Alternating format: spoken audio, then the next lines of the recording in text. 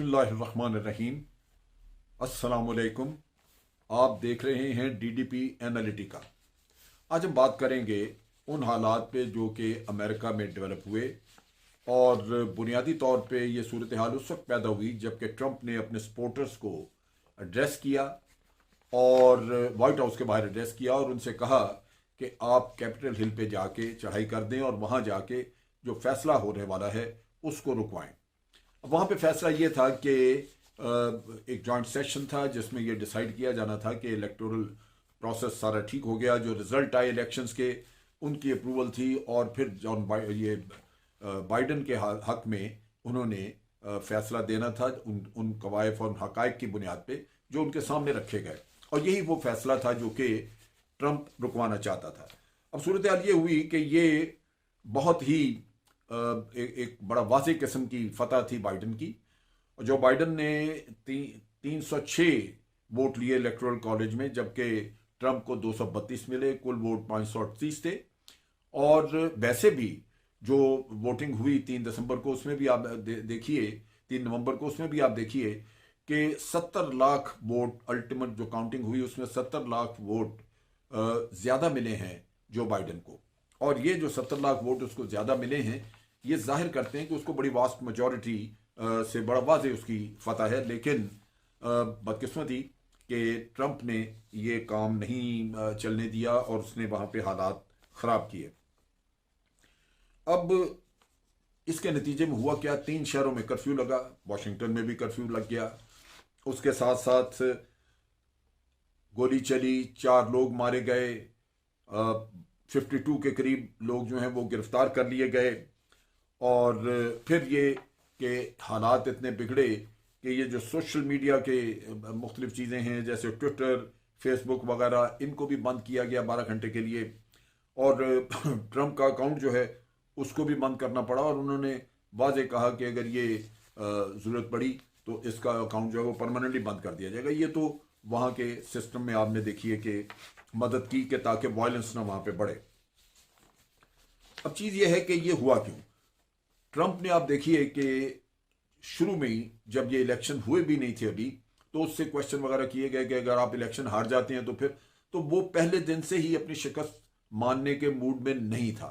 उसने बार बार कहा कि नहीं, ये मैं शिकस्त नहीं मानूंगा। नतीजा ये कि जब से इलेक्शन शुरू हुए वो कोई ना कोई ऐसी बयानबाजी, कोई ना कोई ऐसा किस्सा करता रहा जिससे कि लगता था कि वो इलेक्शन के रिजल्ट्स नहीं मानेगा।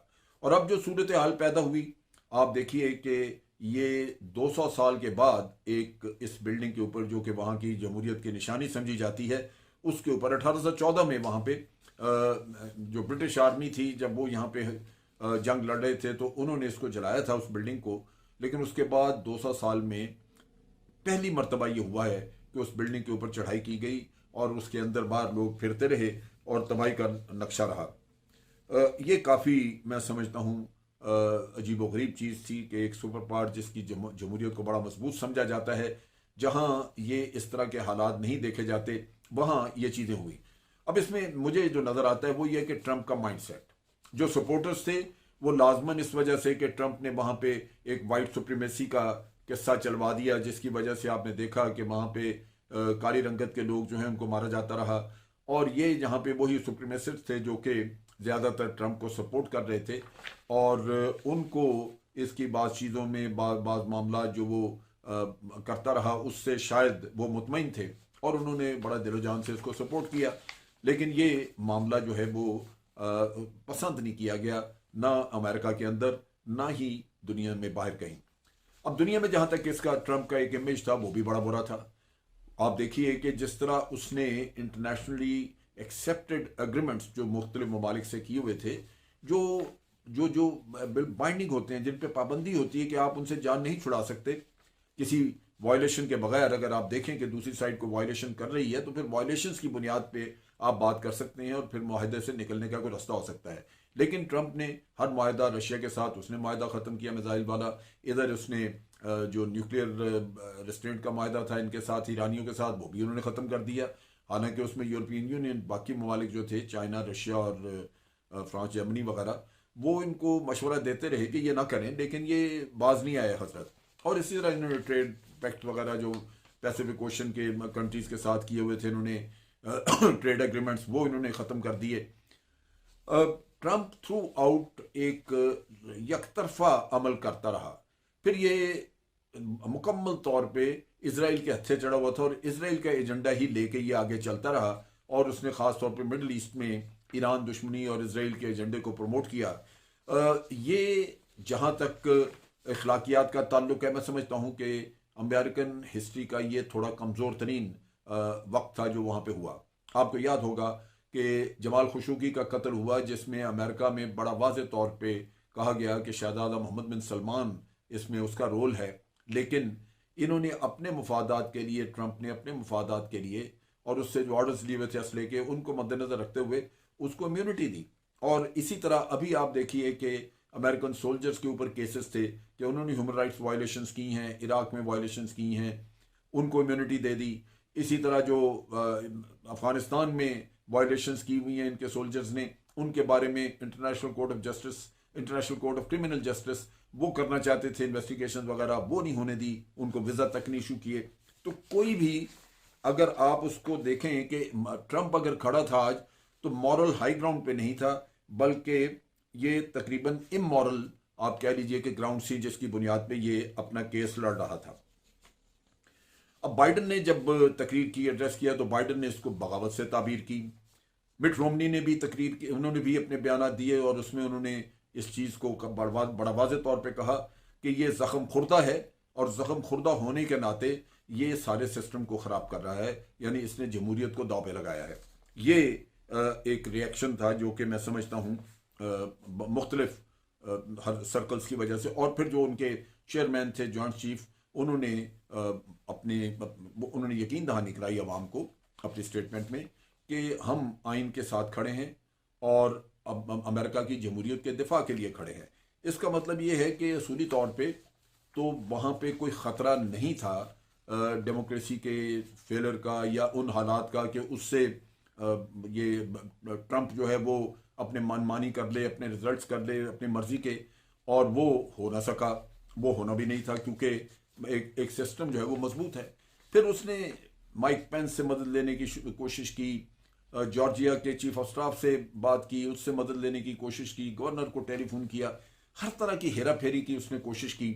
लेकिन आप सोचिए कि बाकी लोगों ने सिस्टम को बचाने के लिए किस कदर एक अच्छी मॉरल अथॉरिटी का सबूत दिया कि उन्होंने ट्रंप के साथ कोई तावन नहीं किया, बावजूद इसके कि वो उसके बेनिफिशरी रहे। उसका माइक पेंस को अगर आप देख लें तो ट्रंप की वजह से ही वो नायब सदर रहे इतना अरसा। अब उसके बावजूद उन्होंने सिस्टम का साथ दिया, ट्रंप का साथ नहीं दिया कि वो वोट काउंटिंग में वो कोई हेरा फेरी करें, वो नहीं किया उन्होंने। तो इन चीज़ों को अगर आप मद्देनजर रखें तो मैं समझता हूं कि आज अमेरिका की जमहूरियत बचाने में दर हकीकत दोनों पार्टियों को, डेमोक्रेट्स का भी और रिपब्लिकन्स का भी रोल है, लेकिन ट्रंप ने अपनी तरफ से कोई कोशिश में कसर नहीं रखी कि इस सिस्टम को वो बर्बाद कर दे। अब इनके पास ऑप्शन है कि अब भी अगर ट्रंप काम से बाज ना आए तो जो आइन की 25वीं तरमीम है उसके तहत इनकी कैबिनेट बैठ के एक मुश्तरका फैसला कर सकती है कि डिक्लेयर कर दिया जाए कि ट्रंप अब काम करने के अहल नहीं रहा, लिहाजा इसको हटा दिया जाए और इसको फारिग करके फिर कैबिनेट सारा इंतज़ाम संभाल ले और वो इस सिस्टम को फाल करके आगे चलाए।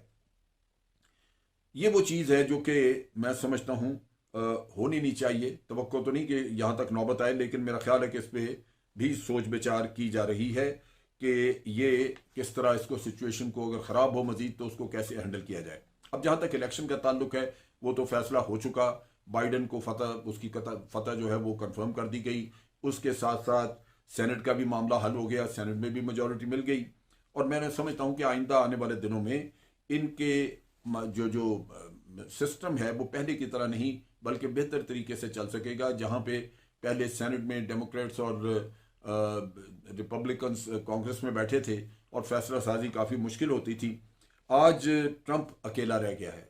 ट्रंप के अपने साथी लिंडसे ग्राहम जो कि उनके बड़े करीबी और बड़े हमायती थे, वो भी उन्होंने अपने आप को अलग कर लिया और उन्होंने वाज़े कहा कि मैं ट्रंप के साथ इस मामले में बिल्कुल नहीं खड़ा। और भी उनके जो बाकी साथी हैं, नायब सदर हो, पोम्पियो हो, ये सब लोग जो हैं आज ट्रंप से बेदार हैं और इन्हीं के आप देख लीजिए कि पार्टी के बुश, उन्होंने भी तनकीद की और कहा कि ये दुरुस्त नहीं कर रहे।